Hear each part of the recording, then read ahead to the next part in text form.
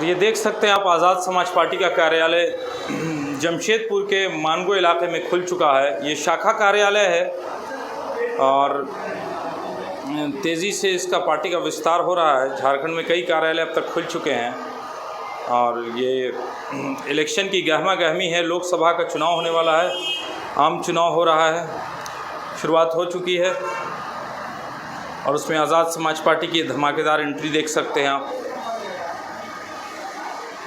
इसमें बाबा साहेब भीमराव अम्बेडकर की तस्वीर भी लगी हुई है।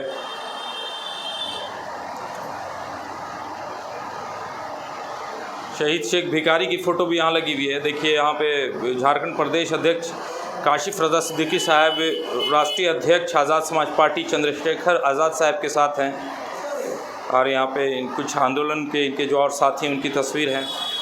और ये कार्यालय, और ये कार्यालय मेन रोड पर है, बिल्कुल आज़ाद बस्ती से पार्टी जाने के रास्ते पर ये मेन रोड पे मिलेगा आपको।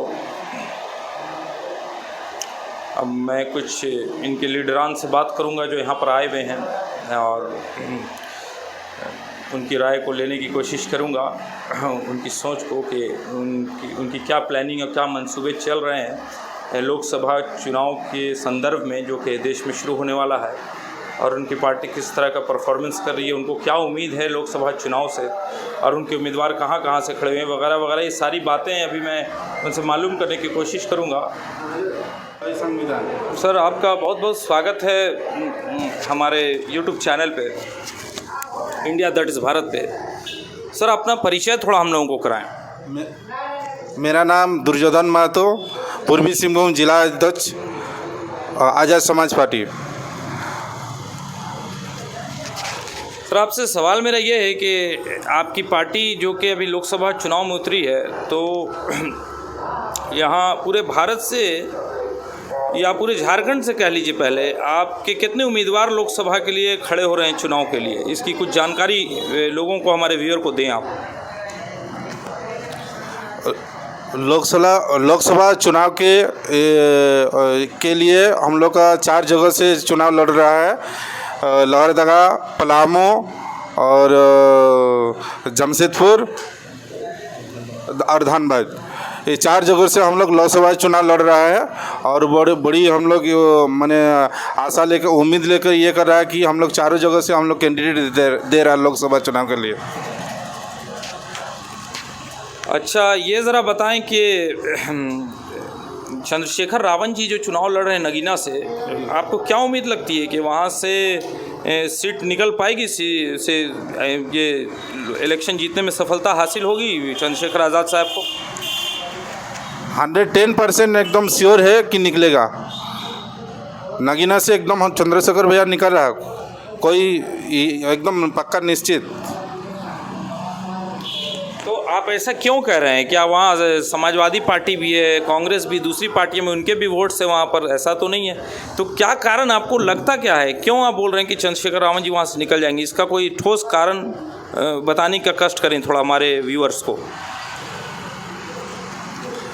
देखिए, जनता जो है हर पार्टी वोट देके वो लोग को पूरा पता चल गया कि हम लोग कितना ठगा हुआ है, कितना पीछे है, हम लोग दलित पिछड़े हुआ, हम लोग के लिए कोई दूसरा पार्टी हम लोग के लिए कुछ व्यवस्था नहीं कर रहा। इसीलिए जो वहाँ का जनता को भी पता चल गया कि हम लोग किस पार्टी में वोट देना है और किसको जिताना है। इसीलिए हम लोग का पूरा विश्वास है कि हम लोग चंद्रशेखर भैया को वोट, वहाँ से चंद्रशेखर भैया को वोट देगा और वहीं से निश्चित वो निकल जाएगा। एक आखिरी सवाल आपसे कि मायावती जी जो कि बहुजन समाज पार्टी की कर्ता धर्ता हैं और कर्म भूमि है उत्तर प्रदेश उनकी, तो वो चुनाव में जो उतरी हैं और अपने पूरे कैंडिडेट को वहाँ से अलग अलग सीट से उतारा है और कोई समझौता किसी से नहीं किया, कोई गठबंधन नहीं किसी से किया है। तो आपको क्या लगता है कि जो शोषित और दलित समाज है, उस समाज के लिए मायावती का इलेक्शन में खड़ा होना ख़तरनाक होगा? क्या वो वोट काटेंगी, चंद्रशेखर रावण जी का वोट काटेंगी या आज़ाद समाज पार्टी के और जो भी दूसरी पार्टी उनका वोट काटेंगी? ऐसा कुछ आपको लगता है? वो तो जनता का ऊपर डिपेंड है, जनता तय करेगी किसको देना है, मायावती को देना है, चंद्रशेखर भैया को देना है। ये जनता का ऊपर डिपेंड है। बहुत बहुत धन्यवाद मुझसे बात करने के लिए। और अब हम थोड़ा आगे बढ़ते हैं और दूसरे जो पार्टी के कार्यकर्ता और जो यहाँ पर लीडर आए उनसे बात करने की कोशिश करते हैं। बहुत बहुत धन्यवाद। अब हम बात करते हैं उत्पल विश्वास जी से, जो कि भीम आर्मी के प्रदेश सचिव हैं, प्रदेश महासचिव झारखंड के। अब इनसे बात करते हैं। सर, आपका बहुत बहुत स्वागत है मेरे यूट्यूब चैनल पे। सर, आपसे मेरा सवाल ये है कि अभी जो ये मसला चल रहा है मुल्क के अंदर, देश के अंदर, जो कि आप भी बहुत अच्छी तरह से परिचित होंगे इस बात से कि इलेक्टोरल बॉन्ड, इसके बारे में आप क्या बोलते हैं? जय भीम, जोहार, आदाब। मैं उत्पल विश्वास, महासचिव भीम आर्मी झारखंड। आपका सवाल बहुत वाजिब है और अभी के परिस्थिति में काफ़ी ज़ोरदार चर्चा का विषय है। इस सदी का सबसे बड़ा जो घोटाला हुआ है वो है आपका ये जो घोटाला जिसका आप जिक्र किया है, इलेक्टोरल बॉन्ड का जो घोटाला है, इस सदी के सबसे बड़ा घोटाला है। ये घोटाला इतने निचले स्तर पर जा पहुंचा कि जब हम लोग ये सुनने को मिलता है कि तमाम दवा बनाने वाले कंपनियों को जो जाली दवाई बना रहा है उसको परमिशन देना और उस जाली दवाई को ज़्यादा दाम पर जनता के बीच में बेचना, ये जो साजिश ये लोग कर रहा है, इस घोटाला के ज़रिए ये साजिश हुआ है। और इससे जो मुनाफा हुआ है, इससे जो पैसा आया, ये 3 पार्टी मिल करके इसमें अपने डकारा है। उसमें मूल रूप में बीजेपी है जो इस देश को बेचना चाहता है, इस देश को ख़त्म करना चाहता है, इस देश को सांप्रदायिक के आग में झोंकना चाहता है और इस देश के बेरोजगारों को संग बढ़ाना चाहता है और इस देश को सत्यानाश करना चाहता है। ये बीजेपी का बहुत ही घटिया और निम्न स्तर का और इस सदी का सबसे कुरुचिपूर्ण जो है कदम है ये घोटाला।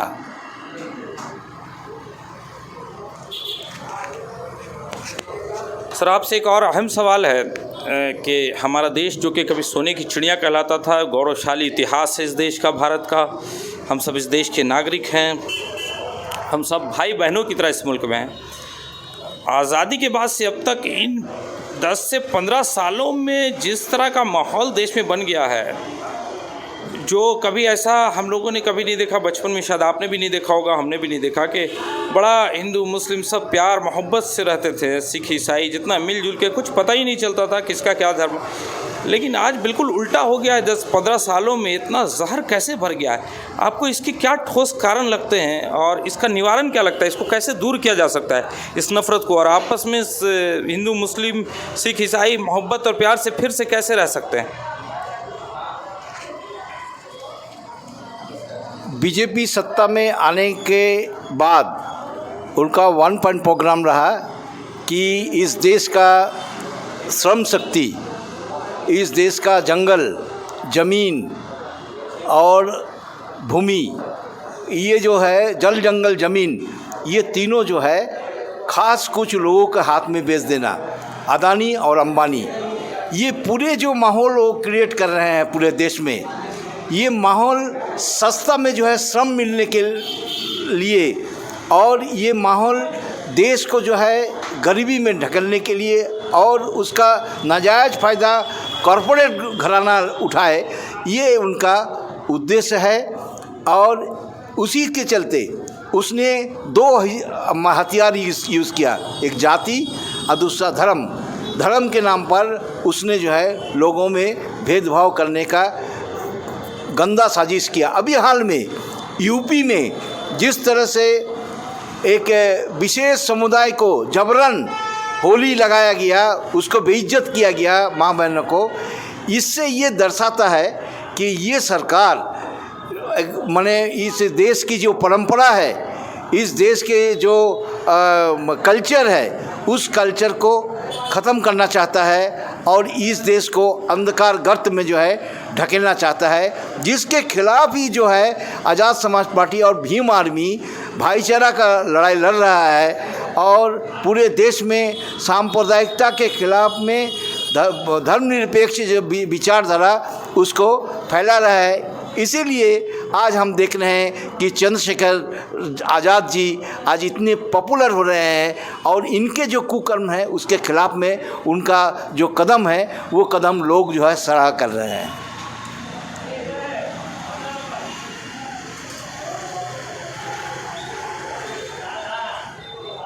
बहुत बहुत धन्यवाद सर हमसे बात करने के लिए।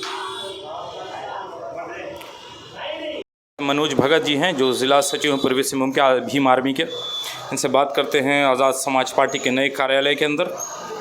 आपका बहुत बहुत स्वागत है मेरे यूट्यूब चैनल पर सर। सर आपसे सवाल ये है कि आज आप यहाँ पर उपस्थित हैं और चूँकि अफ्तार पार्टी चल रही थी, आपको कैसा लग रहा है?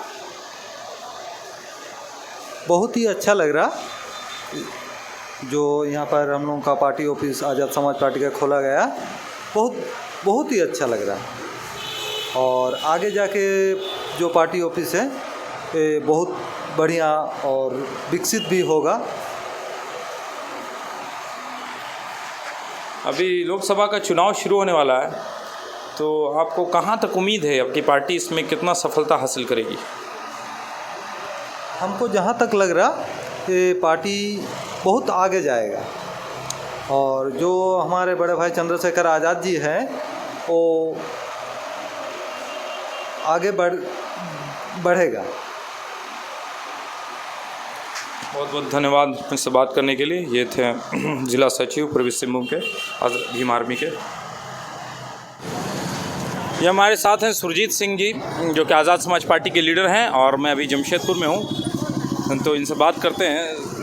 सुरजीत सर आपसे मेरा सवाल पहला ये है कि नारियों के प्रति, लड़कियों के प्रति भारत में जो क्रूरता बढ़ती जा रही है, जो हिंसा बढ़ती जा रही है और आए दिन हम सुन रहे हैं कि कहीं पर रेप हो रहा है, किसी को मार दिया जा रहा है, किसी की हत्या कर दी जा रही है, कुछ डोमेस्टिक वायलेंस भी इसमें होते हैं।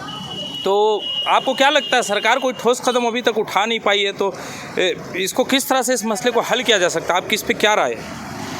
देखिए, हम पहले तो आप सभी भाइयों को नमस्ते, जय भीम, सलाम, वाहिगुरु जी का खालसा वाहिगुरु जी की फतेह। देखिए, जैसा कि आप जानते हैं कि अभी पूरे भारत में बीजेपी की सरकार, भारतीय जनता पार्टी की सरकार चल रही है और भारतीय जनता पार्टी, जैसा कि आपको पता है कि बेटी पढ़ाओ बेटी बचाओ का नारा देती है। तो और जहाँ पे भी पूरा भारत में ये काम हो रहा है, हमारे बच्चियों के साथ, हमारी बहनों के साथ ये गलत काम हो रहा है, तो ये जो कि भारतीय जनता पार्टी के जो प्रमुख लीडर है उनको इस पे संज्ञान लेके बड़ा एक्शन लेना चाहिए या कोई ठोस कानून ऐसे बनाना चाहिए। जैसे कि आप देख रहे हैं कि बहुत सारे कानून भारतीय जनता पार्टी आने के बाद, फुल मेजोरिटी आने के बाद बना रही है, पर बच्चियों के ऊपर जो अत्याचार हो रहे हैं उस पर कुछ और भी छेड़छाड़ वगैरह की घटना सुनने में मिलती है। तो ये सब के ऊपर भी एक बड़ा कानून मैं चाहता हूँ कि बीजेपी सरकार बनाए और जो अपना नारा है, जो बेटी पढ़ाओ बेटी बचाओ का नारा है, उस पर वो खरे उतरे। सर आपसे दूसरा एक सवाल मेरा ये है, अभी कुछ दिन पहले आपने सुना होगा अरविंद केजरीवाल जी को गिरफ्तार कर लिया गया था, दिल्ली में ईडी ने कर लिया था। तो उनकी गिरफ्तारी के बाद अन्ना हज़ारे सामने आए और उनका एक स्टेटमेंट है, पेपर में उन्होंने दिया है मीडिया को कि मैंने अरविंद केजरीवाल को मना किया था, चूँकि जैसा करनी करेंगे वैसा भरनी होगा। तो कहने का मतलब कि अन्ना हज़ारे की इस बात से आप कहाँ तक सहमत हैं? देखिए, मैं आपको पहले बात बताना चाहता हूँ, मेरा आंदोलन शुरुआत अन्ना हज़ारे के आंदोलन से ही मैंने अपने जीवन में आंदोलन की शुरुआत की। उसके बाद किसान आंदोलन, CA, NRC, ये सब वगैरह बहुत सारे आंदोलन मैं कर चुका अपने साथियों के साथ। तो अन्ना हज़ारे जी जब आंदोलन करते थे उस समय केजरीवाल जी ने, किरण बेदी ने, सब ने बोला था कि हम लोग कोई पॉलिटिकल ज्वाइन नहीं करेंगे, हम लोग सोशल में ही रहेंगे। पर समय के साथ चलता है, जैसे बोलते हैं ना, समय के साथ बदलाव ज़रूरी होता है। तो समय के साथ देख के जब देखा कि हमारे मांगों को पूरा नहीं किया जा रहा है, ठीक है, और भी जो हमारे मांगे थे, जो केजरीवाल और अन्ना हज़ारे जी, किरण बेदी सब मिल के कर रहे थे, तो वो पूरा नहीं किया जा रहा है, सरकार अपनी क्रूरता दिखा रही थी। तो उस समय डिसीजन लिया गया कि हम लोग पॉलिटिकल में आएंगे। और आपको मैं बताना बताना चाहता हूँ कि तभी मैं भी थोड़ा सदमे में था कि पॉलिटिकल मैं भी नहीं जाना चाहता था, क्योंकि मैं पॉलिटिकल शुरू से नहीं, मैं आंदोलनकारी हूँ, आंदोलन करता हूँ, तो मुझे भी ख़राब लगा था। पर जब पॉलिटिकल में आए तो आके केजरीवाल ने बहुत सारे ऐसे काम किया, आपने देखे शिक्षा स्वास्थ्य के लिए भी काम किए हैं, ठीक है, जो कि उस समय उसको मौका मिला तो किए हैं। तो और उसके बाद आप जो बोल रहे हैं कि सरकार में आने से जो अन्ना हजारे बोल रहे हैं, तो जेपी आंदोलन से कौन निकला? लालू प्रसाद यादव, नीतीश कुमार, सब आंदोलन से निकले हुए उन्होंने अपनी पार्टी बनाई और अपने अपने तरीके से अपने अपने हिसाब से अच्छा काम अपने देश प्रदेश में कर रहे हैं, ऐसा कुछ नहीं है। तो इसलिए अरविंद केजरीवाल की जो गिरफ्तारी हुई है और ये जो हमारे झारखंड के जो हमारे मुख्यमंत्री हैं उनकी जो गिरफ्तारी हुई है हेमंत सोरेन जी की, आप देख रहे हैं कि बीजेपी को छोड़ के सारे लोगों की गिरफ्तारी हो रही है। तो इसका मतलब आपको लगता है कि बीजेपी दूध की धुली हुई है, बाकी सब मैले हैं, गंदे हैं। अरे जिसके घर में छापा पड़ रहा है, कुछ मिल रहा है, आप उस पर कार्रवाई करिए, नो डाउट। पर मैं आम आदमी पार्टी का कोई पक्षधर नहीं हूँ, पर मैं इंसानियत के नाते बोलता हूँ कि जब उनके घर में कुछ नहीं मिला तो आप उन पर कार्रवाई क्यों कर रहे हैं, इतने दिन तक जेल में क्यों रखे हो, ये सवाल बनता है बीजेपी के। सर एक आखिरी सवाल आपसे कि सुप्रीम कोर्ट ने अभी ईवीएम के ऊपर एक क्लियर स्टेटमेंट दिया था, बोला कि ईवीएम में कोई मसला नहीं है, 40 बार इसकी सुनवाई मैं कर चुका हूं और इसमें कहीं कुछ नहीं, 42 सालों से ईवीएम मशीन चल रही है और जो 2016 से 19 तक में करीब 19 लाख ईवीएम मशीन की चोरी होने की जो बात थी, जो याचिकाकर्ताओं ने उसको वो साबित वहाँ पे कोर्ट में नहीं कर सके, वो बोल तो रहे थे लेकिन उसका सबूत कोई भी सुप्रीम कोर्ट को नहीं दे सके, जिसकी वजह से सुप्रीम कोर्ट ने एक याचिकाकर्ता पर जो है जुर्माना भी लगाया है और एक का जो है वो पिटीशन जो उसको खारिज कर दिया, रद्द कर दिया और बोला है सुप्रीम कोर्ट ने, और चूँकि चुनाव आयोग ने भी क्लियर बोला है कि ईवीएम के साथ कोई मसला नहीं है, ईवीएम एज इट इज़ बना रहेगा, बैलेट पेपर के आने का कोई क्वेश्चन नहीं उठता, सवाल नहीं उठता। इसको किस तरह से देखते हैं सर आप, चूँकि आप भी एक पॉलिटिकल पार्टी में हैं, आपकी भी कैंडिडेट्स चुनाव में उतरे हुए हैं, आपके प्रेसिडेंट चंद्रशेखर रावत जी नगीना से चुनाव लड़ रहे हैं, क्या कहते हैं इसके बारे में आप? देखिए सबसे बड़ी बात है कि ईवीएम जब लाया गया तो देश में बोला गया कि चलो कुछ नया चीज़ लाया जा रहा है, उसको किया जा रहा है, पर जब उसका पर्दाफाश हुआ कि ईवीएम में घोटाला हो सकता है, उसके छेड़छाड़ की जा सकती है, तो तुरंत ही इस पर कार्रवाई करके उसको बैन करना चाहिए, कोई भी पार्टी हो बैन करना चाहिए उसको। आप ये समझते हैं कि हम लोग ये समझते हैं कि अमेरिका हमसे तरक्की में 10 साल बड़ा आगे है, या और भी कंट्री जो 5 साल 4 साल 6 साल बड़ी है, वो बैलेट पेपर पर क्यों कराती है? वो क्या बेवकूफ़ है क्या? वो क्यों नहीं ईवीएम चूज़ करती है? वो इतनी तकनीकों से आगे है तो वो ईवीएम क्यों नहीं लाती है? वो बैलेट पेपर, क्योंकि उनको पता है कि बैलेट पेपर में हमेशा धांधली हो सकती है और गड़बड़ घोटाला हो सकता है, इसलिए वो बैलेट पेपर नहीं लाती है। और हमारे देश में माफ़ करना, वो ईवीएम नहीं लाती है, बैलेट पेपर से काम कराती है। और हमारे देश में इतने सालों से जब बैलेट पेपर पे चल रहा था कोई धांधली कुछ नहीं होती थी, अभी पूरा धांधली देखने को मिलता है, जो कि ईवीएम का घोटाला जो है, जो ईवीएम कैसे उसमें हैक किया जा सकता है, पूरा आप यूट्यूब में भी देखेंगे, बहुत जनों ने अपने वो बनाए हैं, वीडियो बना के डाले हैं, और संसद में भी आम आदमी पार्टी ने शायद मेरे ख्याल से दिखाया था कि कैसे हैक होता है ईवीएम। तो जब इतना कुछ सामने क्लियर से क्रिस्टल क्लियर है तो उसको बंद कर देना चाहिए, बैन कर देना चाहिए, हमारी तो यही मांग है भाई। बहुत बहुत धन्यवाद। ये आप सुन रहे थे सुरजीत सिंह को, जो कि आज़ाद समाज पार्टी के झारखंड के लीडर हैं। हमारे साथ बने रहिए।